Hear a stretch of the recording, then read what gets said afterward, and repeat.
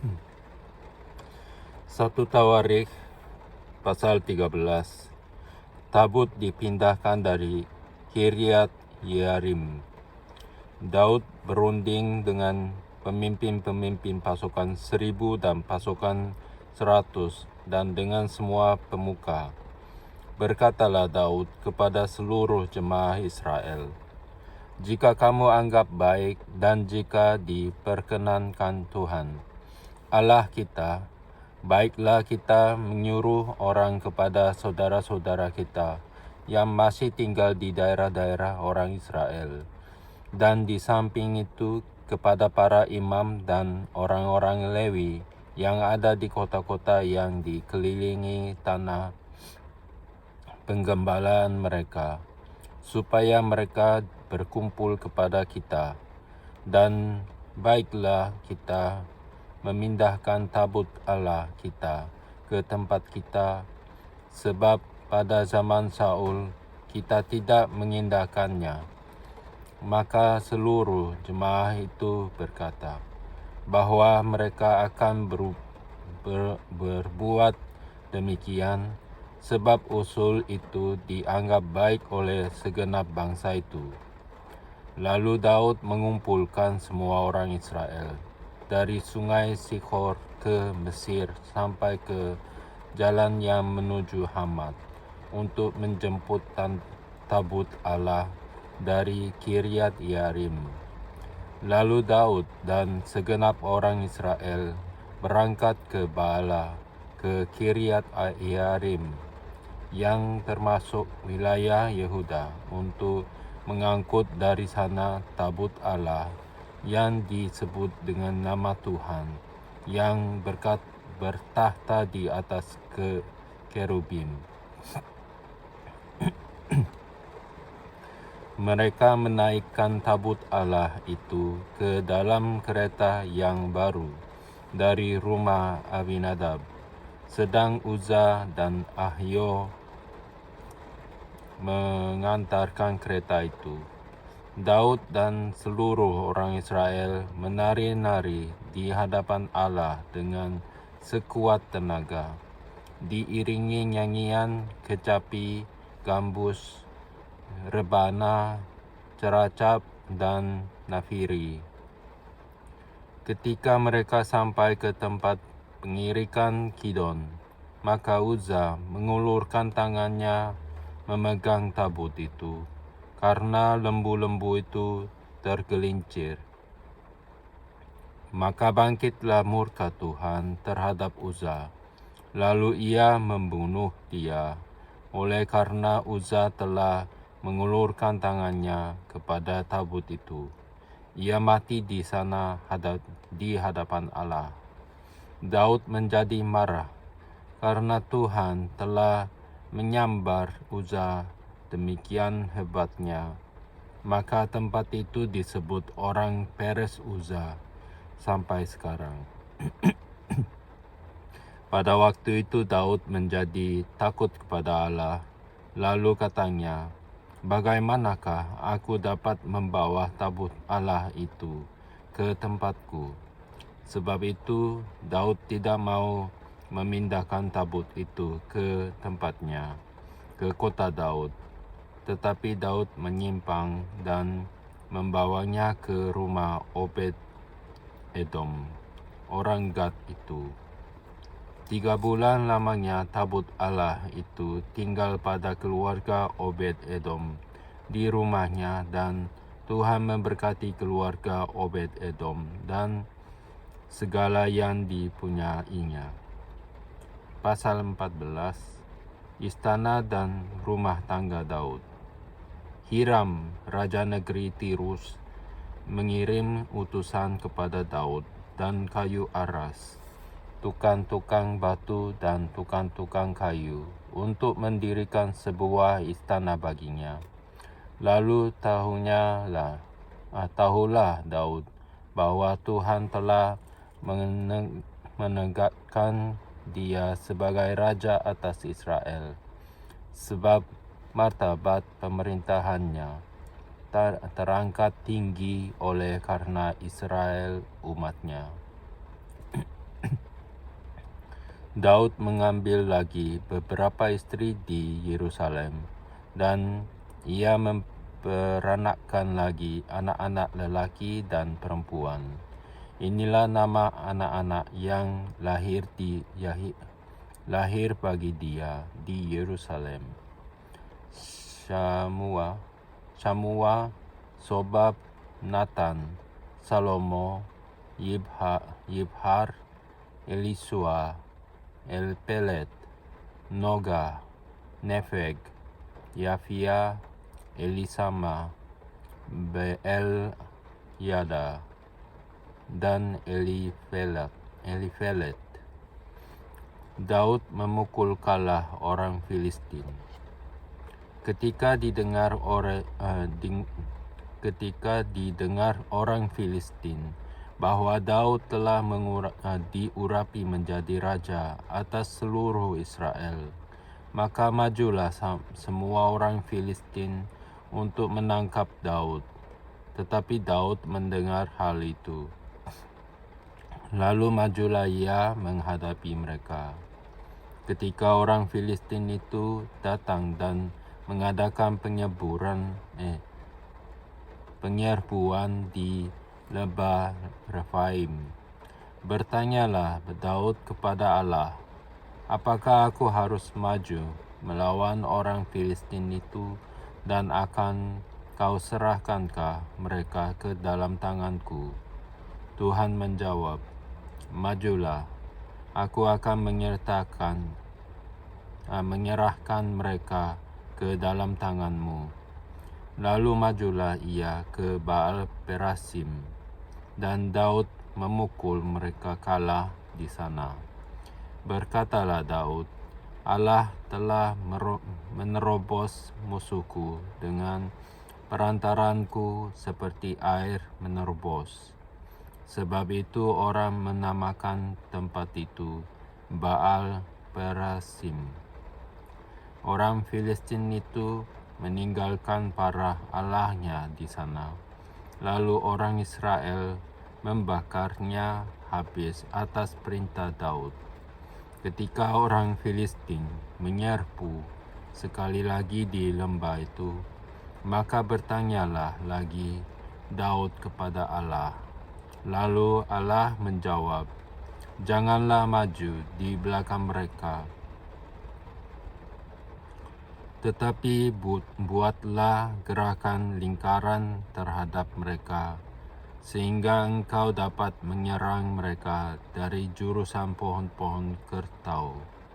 Dan bila engkau mendengar bunyi derap langkah di puncak pohon-pohon kertau itu, maka haruslah engkau keluar bertempur. Sebab Allah telah keluar berperang di depanmu untuk memukul kalah tentara orang Filistin." Dan Daud berbuat seperti yang diperintahkan Allah kepadanya. Maka mereka memukul kalah tentara orang Filistin, mulai dari Gibeon sampai Gezer. Lalu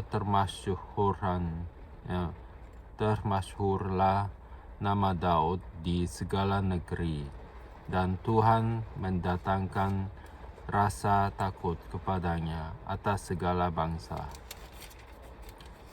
Pasal 15. Tabut dipindahkan ke Yerusalem. Daud membuat bagi dirinya gedung-gedung di kota Daud. Lalu ia menyiapkan tempat bagi tabut Allah dan membentengkan kemah untuk itu. Ketika itu berkatalah Daud, "Janganlah ada yang mengangkat tabut Allah selain dari orang Lewi, sebab merekalah yang dipilih Tuhan untuk mengangkat tabut Tuhan dan untuk menyelenggarakannya sampai selama-lamanya." Kemudian Daud mengumpulkan segenap Israel ke Yerusalem untuk mengangkut tabut untuk itu. Daud mengumpulkan Bani Harun dan orang Lewi. Dari Bani Kehat, Uriel, seorang pemimpin, dan saudara-saudara sepuaknya, 120 orang. Dari Bani Merari, Asaya, seorang pemimpin, dan saudara-saudara sepuaknya, 220 orang. Dari Bani Gerson, Yoel, seorang pemimpin, dan saudara-saudara sepuaknya, 130 orang. Dan dari Bani Elsafan, Semaya, seorang pemimpin, dan saudara-saudara sepuaknya, 200 orang. Dari Bani Hebron, Eliel, seorang pemimpin, dan saudara-saudara sepuaknya, 80 orang. Dari Bani Uziel, Abinadab, seorang pemimpin, dan saudara-saudara sepuaknya, 112 orang. Lalu Daud memanggil Zadok dan Abiatar, imam-imam itu, dan orang-orang Lewi, yakni Uriel, Asaya, Yoel, Semaya, Eliel, dan Abinadab, dan berkata kepada mereka, "Hai kamu ini, para kepala puak dari orang Lewi, kuduskanlah dirimu, kamu ini dan saudara-saudara sepuakmu, supaya kamu mengangkut tabut Tuhan Allah Israel ke tempat yang telah kusiapkan untuk itu. Sebab oleh karena pada pertama kali kamu tidak hadir, maka Tuhan Allah kita telah menyambar di tengah-tengah kita, sebab kita tidak meminta petunjuknya seperti seharusnya. Jadi para imam dan orang-orang Lewi menguduskan dirinya untuk mengangkut tabut Tuhan Allah Israel. Kemudian Bani Lewi mengangkat tabut Allah itu dengan gandar pengusung di atas bahu mereka, seperti yang diperintahkan Musa, sesuai dengan firman Tuhan. Daud memerintahkan para kepala orang Lewi itu, supaya mereka menyuruh berdiri saudara-saudara sepuak mereka, yakni para penyanyi, dengan membawa alat-alat musik, seperti gambus, kecapi, dan ceracap, untuk memperdengarkan dengan nyaring lagu-lagu gembira. Maka orang Lewi itu menyuruh berdiri Heman bin Yoel, dan dari saudara-saudara sepuaknya, Asaf bin Berekhya. Dari Bani Merari, saudara-saudara sepuak mereka, Etan bin Kusaya, dan bersama-sama mereka itu saudara-saudara mereka dari tingkat kedua, Zakaria, Yaaziel, Semiramot, Yehiel, Uni, Eliab, Benaya, Maaseya, Matica, Elifele, Miknea, dan Obed-Edom, serta Yeiel, para penunggu pintu gerbang.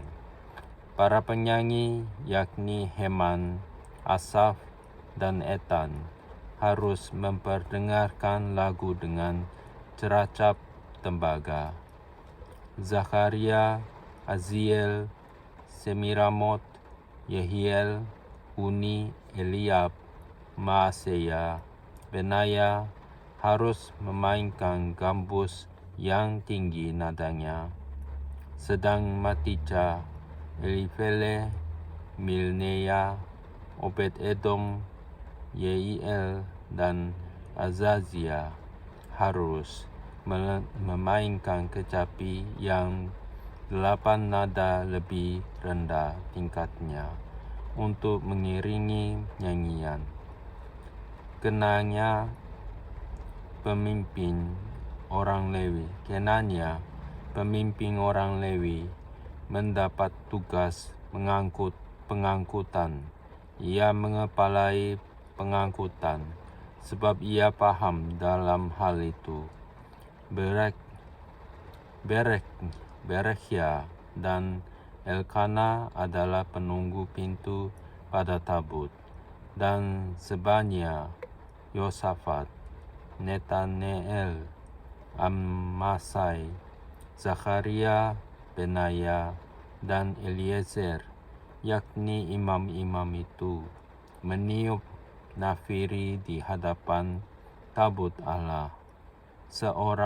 Sedang Obed-Edom dan Yehia adalah penunggu pintu pada tabut itu.